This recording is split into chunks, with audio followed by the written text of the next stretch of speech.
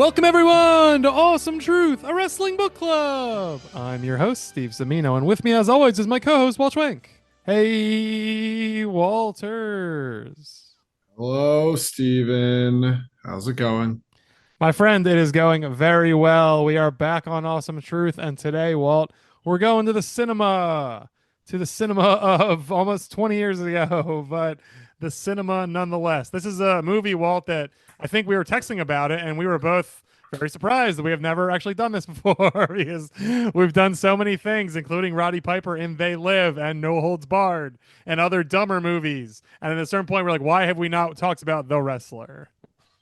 Yeah, I think we're saving it for a special occasion or rainy day to the point where we just completely forgot about its existence entirely. We definitely brought it up at some point, right? Like, there's no way we've gone five, six, whatever many years not even presenting it. I mean, it's impossible not to compare this to any other Hollywood alternate Hollywood examples of wrestling biopics or any sort of just like depiction of wrestling, like downtrodden wrestlers or the reality of wrestling. So it's like we had to have at least talked about it organically at some point. Yes, for sure. And like you said, this is, this movie came out 17 years ago, so quite a while now, which is insane to say. We're both very old, but this is crazy that this came out so long ago. And it's beyond just like you said, biopics and whatever, which there surprisingly there have not been a ton since then. Like you sort of think, and maybe there's a wave coming, but it's kind of wild that we didn't see more wrestling movies after this. I mean, obviously, there's the Iron Claw is the most recent comparison, which we talked about, available in our archives, awesometruth.libsyn.com. But the fact they haven't made a ton of sad wrestling movies is pretty interesting because this was a huge hit. This was a big deal. It revitalized Mickey Rourke.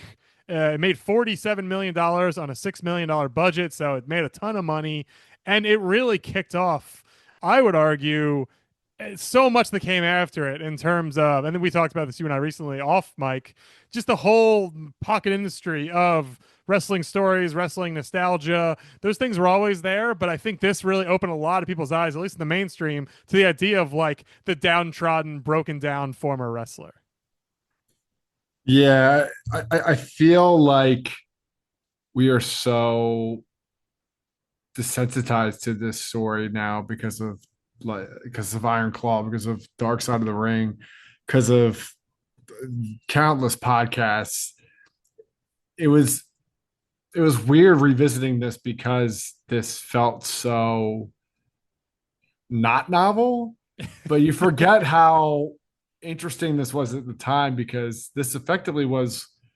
I mean, I'm kind of spitballing with this, but this effectively was like the Hollywood movie version of Beyond the Mat, in some ways, with Jake Roberts' story and Jake Roberts talking to his daughter and just like that kind of idea of like, yeah, being a wrestler is fucking awful. It's terrible. These people like completely just ruin their family lives and yeah, and now whatever's left of them is just roaming the earth and holding on to whatever they had. It's like, you know, there's countless examples of this, but at the time, this was super like interesting to really examine and think about, and then plus Darren Aronofsky's take on it makes it even more visceral and raw. Yep. I was gonna say, in case some of you somehow don't know what we're talking about, this is the movie The Wrestler. Came out in 2008, as we said, directed by Darren Aronofsky, starring Mickey Rourke and Marissa Tomei, and assorted other wrestlers in various small scenes, including Ernest the Cat Miller and R-Truth. So it's a very fun time capsule of a movie. But like you said, I really do think Jake the Snake Roberts is a great comparison. Like the whole time I was rewatching this, I was like, okay, this clearly kicked off something, it started something, but like, what were they modeling it against? Like, I couldn't put my finger on it for whatever reason who it was because Randy the Ram, Mickey Rourke's character, is obviously a big star. Like he seems like a Hogan Macho Man esque star. But I was thinking 2008, Macho Man wasn't like washed up. Macho Man was just in Spider-Man kind of recently, you know, like Macho Man was still like I don't think he was recognized as this shell of a former guy. But Jake the Snake, which you just noted, is perfect. Like now not as big a star as those two, but a big star and highly publicized for his demons, you know. So like I think that's a great like a more famous Jake the Snake, I think is a really apt comparison for what they're probably going for. Yeah, or I believe it's like I mean, maybe I'm misremembering because I used to know so much about this movie and the lore. Yeah, I've seen this movie so many times. Did you know Hogan claimed he was offered the role? I'm sure your boy Terry. So I just saw that on the Wikipedia, and there's like just cited about. I was like on Howard Stern. I was like, of course, fucking Terry says. Why would they offer him that he's already a wrestler? Why would they cast a wrestler in that role? They Yeah, should cast right. an actor in the acting role. I would say. Yeah. That's fun fact. I mean, but I believe that the character is also kind of an amalgamation of like Piper and Roberts and just like other various 80s wrestlers. Like to be exact, because but I mean I think it's like 85% Jake Roberts for the most part. Which makes sense. I mean Jake is such a he is such a person from that era that is in latter day known for the quote unquote demons and quote unquote like just he's just an aged washed up 80s wrestler. Yeah, and like you said, this movie really focuses on and captures that era very well in a way that, as you also said, and as I noted while I was watching it, this is a movie I really liked when it came out, and I still really like it. I still think it's got a lot of really good stuff in it, which we'll get into. But yeah, it felt crazy in back in 2008 because people like you and I, that we certainly were light years from doing Awesome Truth, and were by no means even amateur wrestling historians then, but we followed the business relatively closely. We watched, shoot videos and YouTube videos and read books and learned, and we knew very much so that this was the outcome for so many guys. But yeah, I think the trials and tribulations and the destruction of people's bodies and minds through drugs, just through being in the ring, day after day, was not something that everyone was aware of yet. So I think the fact that they made a relative hit movie that got Oscar nominations that really tried, and and Mickey Rourke in this, for his major credit, like he looks the part, he acts the part, like he does an amazing job, I think, in summing up the best case scenario for these guys, which is you can still work, you're still pretty famous, you also have no money, and your life is shot and ruined, and everybody hates you. Like he throws himself into that really well, and it's just I think it's just an eye opener for people, and like it's like I said, it's and now everyone and their dad knows this is where people end up, but it really was, I think, just shocking to have it depicted in this way back then. Yeah, it's one of those things where for a long time a wrestler would just like age out of popularity or just like wither away into irrelevance, and no one really bothered to tell that story because there's always like a new star and a new person to Yeah, focus nobody was on. checking on like Butch Reed or Hillbilly Jim or What some of are those they doing? guys. Yeah, I'm trying to think of Well, people that truly I have never checked in on and no one has ever talked about. Like all these guys from the '80s. Again, these guys are lower level dudes, but they did, like you said, they just disappear and you don't think about it. But one thing this movie does so well is it really emphasizes what you need to do to survive too, which is through the Necro Butcher match in particular, which I think is. Do you think it's the most famous sequence? Like I think for wrestling fans, it probably is, right? yeah, well, because Necro Butcher was an actual person who did this shit. Yeah, it wasn't Um, just something they cooked up for the cameras. It was like, okay, you go. I assume what they did was, okay, Necro Butcher and Ricky Mork, or the Ricky Mork, Ricky Morton, Mickey Rourke and Necro Butcher. You guys go out there and have basically a literal match. Like I assume it might have been cut up a little bit, or maybe they did certain spots over again. But I don't know. Like from what we can tell, watching the footage, I was like, how did they film this? Minus letting them have an actual hardcore match. Like for all I know, they had 10 cameras or 5 cameras or whatever, and they said, okay, go out there and do 15 minutes of injuring each other. you don't think Mickey Rourke had a stunt double, possibly Ricky Morton? Ricky Morton, not fat, ripped Ricky Morton. Yeah. perhaps. Yeah. Um, but yeah, that's a good. I mean, it's yeah. I mean, how else do you do that without just having the damn match? Because there's no way they made them do those things, especially the vicious ones over and over again. No, no, Seems unlikely that that would happen. but a typical wrestling match would have multiple camera angles anyway, so you in theory would only film it once. Yeah, and if you want to, and like what they're going for is certainly a very realistic depiction of all this. Like you said, searing and down to earth and right next. Like it makes sense that they would say like, okay, we're gonna film a wrestling match, and we're gonna and like the way they do that sequence is fantastic too. Because I was watching it and I was just remembering like what happens in this sequence. Like how do they do this? This is so weird. Like maybe they don't show the match, and then as Mickey Rourke is picking the glass out of his back, we get the flashbacks to 10 minutes ago, and I was like, oh man, like oh they do. Mickey did all this. Like good lord, I forgot about all that. Yeah, it's also so funny seeing like they didn't really hit you over the head with um like what these promotions are. It's like if you're uneducated, you're just like, oh, okay, like there's just like these promotions that aren't WWE and they're happening in gymnasiums, but it's like they actually used real promotions like CCW. It's like because like I feel like that's a fun fact you look up like, oh wait, see this promotion actually exists, where it's like because I was trying to explain it to my wife who rewatched it. Well, I rewatched it with her and it was her first viewing. And I had to explain to her, like, yeah, this is like the promotion that was famous for just like throwing people through fluorescent light tubes.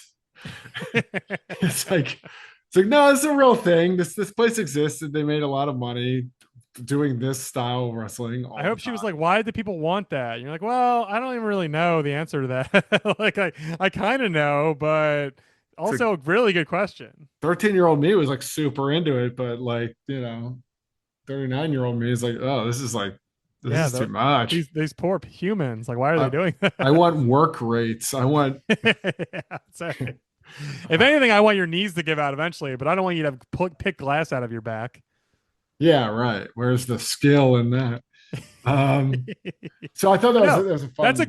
that's a great point too, though. Yeah, it's like not only are we going to show a guy doing a bunch of indies and scraping to get by, we're going to have him participate in the real life mid 2000 indies that are out there. Like the final match with Ernest the Cat is at least filmed at an ROH event. You noticed that, right?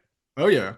So like they went they like I presume obviously that was I don't know if that was they meant for that to be explicitly tied into, but they obviously ROH had an event and they said okay in between ROH matches we're gonna do a fake Ernest the Cat Miller versus Mickey Rourke match, like which is great. Like, but I love that they took advantage of that world and I assume immersed themselves in it and obviously understood it pretty well, but that still used it as the backdrop. Like it adds another element of realism to this, as these are not just arenas with extras or like with one line of people to fake, a crowd. Like these are wrestling crowds watching Mickey Rourke do wrestling matches, which is great. Do you notice the Claudio cameo? I know Claudio is listed as in this movie, but I did not see him. Where is he in it?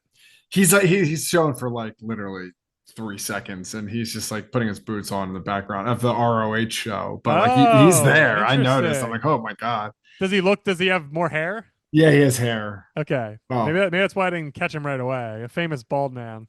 yeah, yeah. But I just thought that was. I mean, obviously, our truth too was Oh that yeah, speaking role, but our truth gets a weird speaking role, yeah, which is great. yeah, I mean, even because I was looking on the letterbox actually, I was looking at what wrestlers were in it, and it said Austin Aries is in it, presumably in that ROH scene too. I guess Meanie's there. I didn't really notice Meanie. Did you catch him? maybe without his Yeah, possibly also at the. I wouldn't be surprised if he was at the convention. That would make sense. yeah, that Yeah, makes tucked sense away too. there. But yeah, then it said Claudio was there, and then it said Truth was there, and I was like, "Whoa, where's Ron Killings in this?" And then they go to that show, and you see a guy in the ring. I'm like, "Well, there's Truth in the ring." Like I can. Truth's movements are so distinctive. It's like the Yeah, second I saw a guy moving, and then like, there he is. He's in the ring right there. was So he was he in the Indies back at that time? Because like 2007, 2008, like when was he our truth? I feel like it's been our truth for like 50 years. it must have been at some maybe TNA let him work over there. I'm not really sure what Ron Killings' status was in probably 2007, but you're right. He definitely if he didn't move over then, let's see when he started in WWE. He started in 2008, so this was right. This right was, before. yeah, this is literally right before. It looks like he, was in and out of TNA at that point. So I imagine they just Hmm. let him work.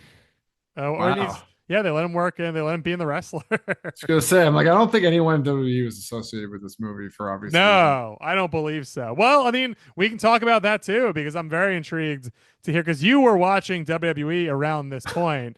I imagine, correct? You and our friend Michael Deutsch lived before I moved into the house, Well, getting into our real 2007, lives. 2008, we were still in college, Oh, that's so true. we were watching, but like, You were watching like TNA, but you were watching all like a lot then, right?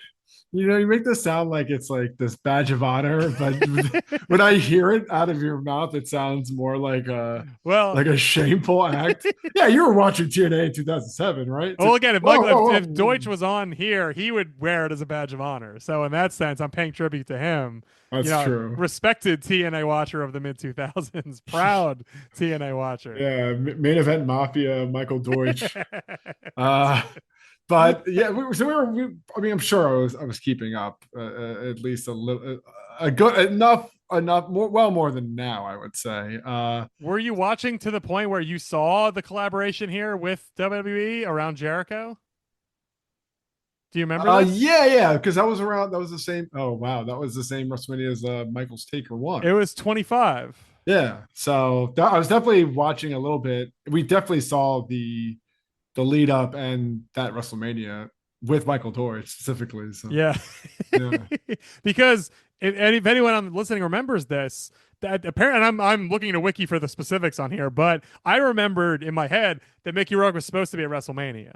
And when I looked this up, apparently at the Screen Actors Guild Awards, which I believe Mickey Rourke won for The Wrestler, is this correct? Maybe he didn't. He was nominated at least. But He at won the screen, something. He won one of the I mean, he small must have won awards. something. He must have won because why else would he be talking?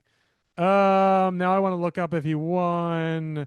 He was nominated. I don't know why they let him talk. Anyway, he Wow. was at the Screen Actors Guild Award, and apparently he said, "I'll be at WrestleMania."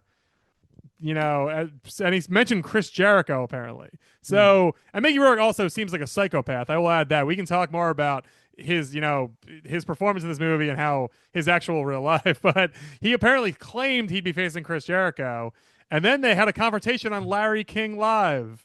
So this was like apparently I don't know if they were working on their own, trying to get Vince to just give in to because obviously Vince loves promotion, mainstream promotion. So maybe they just figured we'll try and do this and see if Vince buys in. Maybe it was in the cards and it got canned because Rourke is a nut. Who knows? But it seemed like there was a sense there of like we're trying to actually do Jericho versus Randy the Ram Well, you at remember WrestleMania. what ended up happening, right? I do not actually. What Oh, ended okay. up Oh, happening?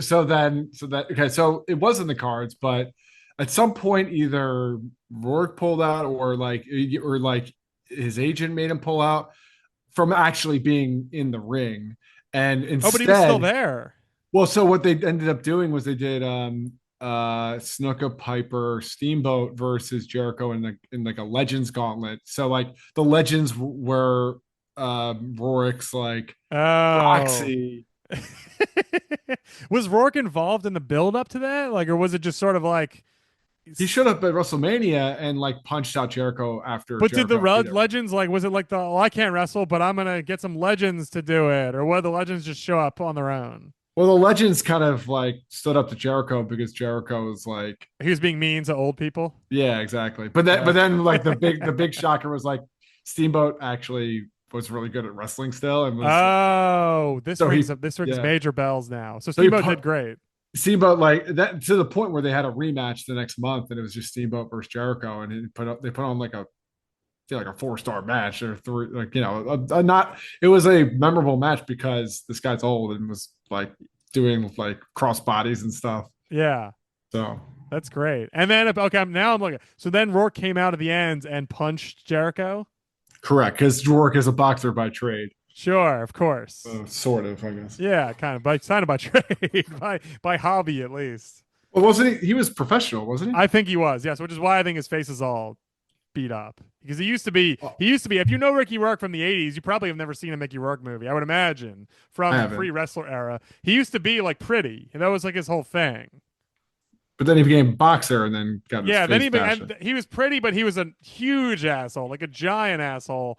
And so he was sort of blackballed, I think, not even that hiddenly. Like they just said, we're tired of this guy. And then he became a boxer and he got all beat up. And I think he got in like bar fights and stuff. Like he was just an aggressive human being. And I think Mhm. he went from, pretty in the 80s to just eventually became like a low level action star in quotes. And he got a messy face. And then sort of the wrestler was where that became that was such a win for them because he looked great. Not only did he get in great old man shape, but his face is all messed up and his nose looks all like he looks like a guy who's been through the ringer. I mean, it's the perfect casting next to Terry Bollea, of course. That's Um, right. Apparently, Cage was in talks and dropped out Nick because Cage. Aronofsky wanted Rourke so badly. But I cannot imagine Nick Cage looking that. So I've never seen. Has Nick Cage been swole? I mean, like Con Air, he was swole, but that was in like '97. I can't imagine Yeah. older Nick Cage being swole. Also, like Mickey Rourke is like a big dude. Like, how big Yeah. is Nick Cage in real life? Is he I don't think actually like? particularly large, but certainly not Rourke level. I think Rourke is, yeah, like you said, generally, yeah. Mickey Rourke says 5'11", but still, that's for these days. That's not too bad. That's Well, that's true. that's tall In enough. Hollywood terms, he's like. Yeah, the Hollywood terms, he's gigantic. That's right. One thing so it's funny too watching this back. I never noticed this about Mickey Rourke, and my wife was like, "Hey, are those prosthetic like fingernails?" And I'm just like, "What are you talking about?" And apparently, Mickey Rourke has these like curved nails that are akin to people who have had a lot of head trauma and circulation issues. Really? And I think it's because he used to be a boxer, but like I can't unsee it now. Like these crazy, it's. I'm saying curved nail, but like there's a medical term for it. But it's like this like crazy like nail formation that like people who like have had head trauma get, and it's like she thought it was like wow, that's a great attention to detail. I'm like, oh wait, no, I think Mickey Rourke is, and then it turned into this whole subtext or preface about how he's a former boxer and everything you just said. I had to repeat for her because catch her up. But I thought that was really just like, oh wow, I never noticed that until this past Wow. rewatch. I didn't know that was a thing, and I definitely have never noticed in this movie. So great job, Marina. Yeah. That's a dynamite insight. Either that or she was just bored. She was just like, I gotta look at these fingernails because I don't want to watch this.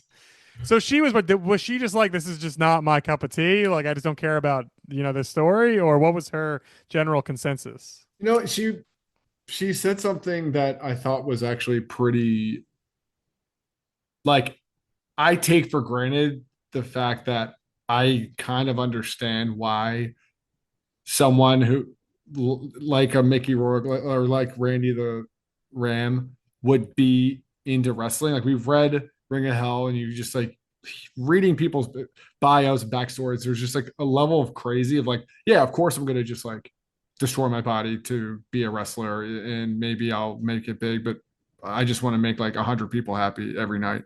It's like they never really explain like a backstory. Like, why did he get into wrestling? How did he get into wrestling? What was his motivation? Why was this so important to him? And I think like part of it is like, well, of course, it doesn't matter. Like he's in it. He's in it. He's a wrestler. But also, it's like, you know, there's a huge element of that in a lot of wrestling backstories and why people get into wrestling and what motivates them. And I think for someone who doesn't, you know, read those books and listen to those podcasts, like I think that it is an important like tidbit in character development that isn't really there that could help a common like just a normal moviegoer understand a little bit more of like these people are just there's a little something a little bit off about them, and this is part of it, and that, like this is okay to them, that this is like their fate, and they don't realize that like, oh, my life is effectively over by the age of 50, and I'm gonna go through all these like I'm gonna lose my family and all this stuff, and so that was one thing that she kind of like opened my eyes to a little bit, where I'm like, yeah, I guess it would have been nice to kind of learn more about this guy's backstory. It would have definitely humanized him more. I like that the movie is very sparse and doesn't give Mhm. you a ton of detail, but I also like I think that point is very fair. And like as someone who doesn't particularly care about this, like that would have been good because at the end of the movie, spoilers for the wrestler, Mhm. he claims he wants to get beef, start a relationship with his daughter again, fucks that up. Is told that if he wrestles again, he'll probably die, and decides to go out there and basically die for the sake of, dude, this is where like he basically going out in a shield, as far as the movie tells you. Like basically, if he doesn't die, he's basically does not care if he dies. And there's something like the movie doesn't play that as noble, but it does play it as like appropriate, and it's a very bleak outlook. It's like this guy's just like I've fucked my life up so bad that the only thing that makes sense to me is wrestling, and I guess I'll just die because it's never going to get any better than this. So that's like for someone who just wants a night at the movies, that's a pretty downer thing. Mhm. Like, oh man, so this guy had a good run 30 years ago and now is sad and is sick and can't hold his life together and basically kills himself. Like there's not a ton there to hold on to unless you are indebted to this area or interested in it like you and I are. So I fully get why that might be someone's response to the movie might be, like I need something more here to hold on to. Yeah, because I agree with you though. The sparseness is I don't like when a movie spoon feeds every little thing to you, and it's like, why is this person here? This is the reasons why. Oh, okay, great, thanks. Like, Especially if it's like they had to do flashbacks or cast someone else, or if that was the way they went to, or show like, because I don't want to see weird young Rourke doing his thing no. in the 80s. Like I like that. I like that all we hear about is just snippets of how it used to be. And like he's in a video game and he had a big match with Ernest the Cat Miller. And I think to me, it makes it even better because like to him he was at the top of his profession. To us I think now you're like you gave it like this was it, like this is all you really wanted. Like not that it's not something, and not that wrestlers, maybe they aren't suited for other lines of work. We've talked about that a million times, but it's just the peak that he, harkens back to and thinks about is not even that impressive in the grand scheme of things. Yeah, I mean, and I think the speech he gives it right behind the curtain to Marissa Tomei, it's like everybody else I've disappointed, and everybody else has been disappointing to me, and my life is disappointing, but like these fans are the only things that I've not never disappointed in. And it's like I guess like in a vacuum that is a little like, wait, why? But for us, it's like, yeah, we understand the context as to like what it be like.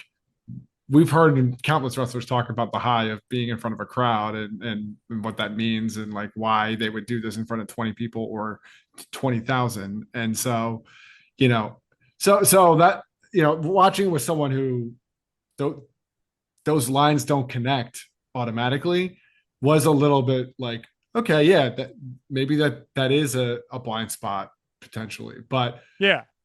so No, I think it's a very fair read on the movie. And like I can see, even though it was successful, it was contextually successful too. It's not like this movie was beloved by everyone. Like I think there's a pocket of people who think it was excellent. And there was a bunch of people who thought Rourke was, transcendent in what he's out there to do. But yeah, it's not like it, made $500 million or anything. Like it right. was for a subset of human beings for sure. So her points are very fair, I think. As you said, this was your ninth viewing. It felt like it. Like honestly, just because of the amount of time I own this movie on DVD, so I watched it on DVD. So Whoa. that's how I've owned it for probably 20 years now, and if not longer. I've been watching it for maybe I guess not longer, but 15, quite a long time. And I've just seen it a ton. And I think that's one of the reasons that led to it feeling just like there's not a ton to unpack if you've seen it a bunch of times. Like it's a very surface level kind of movie where I don't think it requires a ton of rewatches to dig deeper into the themes. The themes are all pretty out there for you to consume if you want to consume them. Yeah, and also too, it's I imagine someone like you, like, using your imagination. It's like you just hear the themes. It's like, okay, yeah, I understand. Like, guy goes to Indies, guy tries to keep making it work, guy can't get it, this job, like guy is like estranged from family. Like, yeah, there's like, again, like with our collective like memory of all of these actual real life people, it's like it's not hard for you to remember those beats whether you saw this movie or not. So it's like yeah, you're right, the common themes do you know, they are what they are, and reliving them through one person, it's like, okay, yeah, I could see a rewatch kind of falling a little short of like of added value, I guess. Like that's kind of how I felt a little bit. I'm like, Yeah. yeah, I've heard this story before. And it's Um, not just, I mean, there's it's a version of a story that's, you can tell with actors, you can tell with other sports stars, you can tell with like a number of professions where that are either physical or you peak early, you know?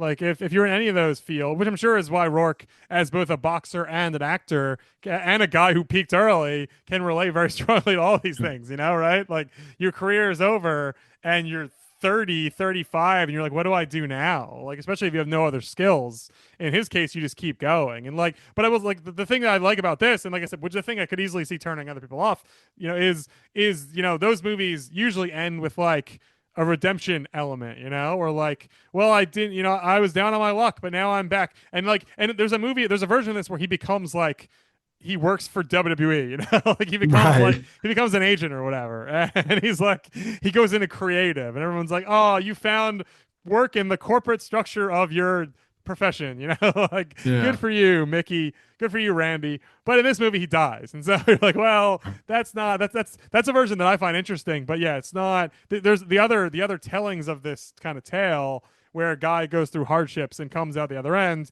Usually end with him coming out the other end, and this one is just not that kind of a story. Yeah. The 2025 version is he just goes on podcasts ad Yeah. nauseum and just like bitches about like people and what could have been. And That's right. He would 100% have a podcast. Randy the Ram would not want to kill himself out. He would sit back and do ads for fucking, well, what do they do ads for? MailChimp? He would not, maybe not that oh level, but yeah, hymns and shit. hymns. Yeah, he would do hymns Yeah. ad. He, And he would cruise and he would make, 10 grand a month and he would just hang out.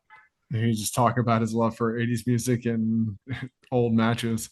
Yeah, and that's the one thing I'll say is, as much as I still like this movie. I still think it's very good. It has a lot of stuff I like. It feels like in a way a movie created in a lab, not just for me, but like I really enjoy Todd Barry, his stand up, and in the hit show Delocated.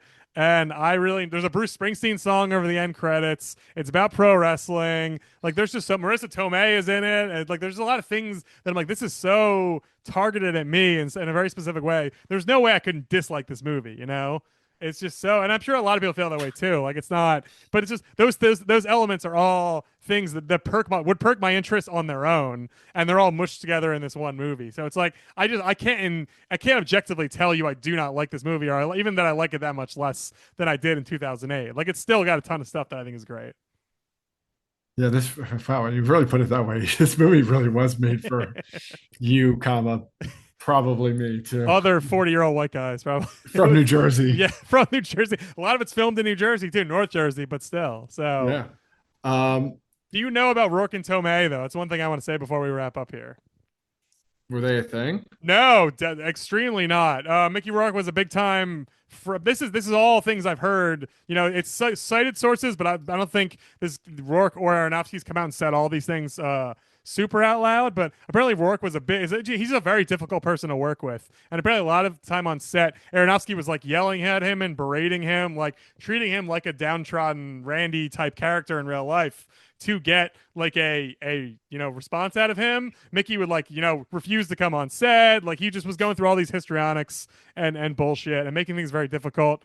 Marissa Tomei apparently is like the pro of pros. Everyone loves her. Obviously, she's like topless in this. She does a lot of stuff she doesn't really have to do to being like an Oscar winner and all this. Like she does things that I think she said she wanted to work with Aronofsky. She was like, I'll do whatever Darren wants. So she was happy in the movie. She got an Oscar nomination for this too, so she's not sweating it. But apparently she hated Rourke, and almost every scene, unless they're in the shot together, which is if you watch it closely, infrequently they are shooting them from different sides and they're talking to someone else and they cut it together as if they were talking to each other because she hated Rourke so much she would refuse to be in scenes with him because he was difficult and because he's just a general piece of shit. Which leans into the motif of this movie that I did notice this time. Like I forgot that this was a big thing, the follow POV that they really, really leaned into a lot. And that was the one thing that I really stood out to me was like that idea of just like seeing behind, like getting that character's POV, and as a result, I guess it makes sense because then you just see the back of like an extra's head, or Yeah. Someone wearing a Mickey Rourke wig or a Miss Tomei wig. yeah, exactly. Um, the, So the it's one of those classic examples of like the star of the movie is absolutely sucks, but what sucks about that person is what makes the movie so special, you know? Do you think Terry would have? Nicolas Cage, I mean he probably would have been more fun on set, but he just would not have carried the same pain and strangeness with him that I think makes Randy the Ram so interesting coming from Mickey Rourke. How do you think your boy Terry would have felt getting yelled at by Darren Aronofsky every day? Can you imagine Hogan trying to like emote like this, like to be downtrodden? Like Hogan would have so many notes, brother, for the script. He'd be on cocaine in the hotel room with Vince, rewriting that Yeah. script just like he did in the good old It's days. not going to work for me, Darren, brother. That would be such a common utterance on the set. A lot of it would not. Gotta shoot in Tampa, obviously. First off, we're not Oh, shooting in New Jersey. Let's move that down south. oh yeah. It's New Jersey winter. Also not going to work for me, brother. I got to be close to my ski do. So, what are your final thoughts on this? What do you think now that we've watched it again and the dust has settled? The only thing I'm going to say about this is like it's like I still really enjoy a lot of this, and I think I definitely time has made this less impactful. And the reason I say that is because I feel like I was very unfair to Iron Claw because I'm like, yeah, it's good, but it's just not like the wrestler. And then I watched rewatched the wrestler. I'm like, okay, maybe I'm just desensitized to a lot of these stories now. And so I say that I have to. I feel like I need to rewatch Iron Claw with a little bit more open mindedness because I had the wrestler on such a pedestal, and rewatching it, it still deserves to be on that pedestal, but it it wasn't the same, and I part of that is my fault. Part of that is just like oversaturation, but like I feel like I have to now put a new lens on Iron Claw for that reason. Yeah, I think that's extremely fair. I think anyone listening to the show who's seen this movie probably feels very similar. Like that, I bet they like it either a little or a lot. But I bet they also, if they were to watch it again, like it's easy to look at it with rose-colored glasses and say, "What a picture!" And then you watch it and you're like, "This is just, like I said, it's a very basic story about a thing that we all know now, like the back of our hands." And so I think it just feels outdated in a weird way. But it's not its fault either. Like it's trying to be basic on purpose. It's trying to be stripped down, and it was telling a story that meant something 17 years ago. So I think if we have critiques about this movie, most of mine at least are not, because of what the movie actually is. It's just sort of how I perceive it now in this day and age. So, which I think is totally fair. Like not everything is. I don't think Aronofsky meant it to necessarily ring as true 17 years ago. I think he just wanted to make a cool wrestling movie starring Ricky Rourke. So. Mission accomplished. Yeah, I would agree. I think that's extremely true. And it was good. So if you have this movie on DVD like I do, or it's not streaming anywhere, unfortunately, but if you have a chance to watch it again, give it a watch. I think it's interesting to view it in the context of 2025. If you want to hear us talk more about movies, as we said, Roddy Piper in They Live, Hulk Hogan, other things good and bad, find episodes in our archives, awesometruth.libsyn.com. For episodes old and new, subscribe to us on Apple Podcasts, Spotify, wherever podcasts are delivered, we are there. Well, glad we got this one out of the way. It took a bunch of years, but we got to watch a movie too. Much easier than watching a show or reading a book. So hooray! So Stephanie's Places is gonna have to wait another Oh few my god, weeks. yeah. Preview for future episode. The show Stephanie's Places. If you don't know what that is, you can just look it up. We'll have to do it. It's content. It exists. I don't think we can avoid that one for too much longer. But I'm proud of us for avoiding it at least until like August. That's pretty good. So. Yeah, Stephanie McMahon travelogue. I can't wait to hate watch that. Oh my God. We're going to suffer through it for you, the fans. Thank you all so much for listening. And remember, the truth will set you free.